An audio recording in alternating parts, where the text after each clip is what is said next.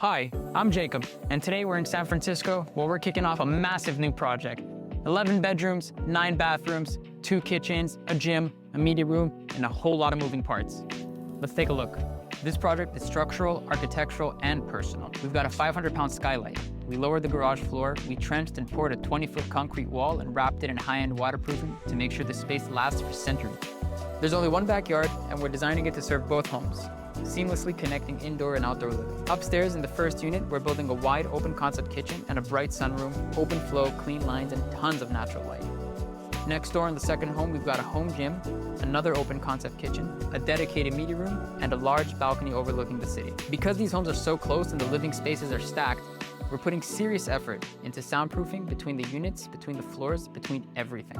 This is just the first episode of a full-scale transformation. 2 homes, 1 team, and 1 vision to reimagine how these spaces live together, inside and out. Stay tuned for more. We'll catch you on the next one.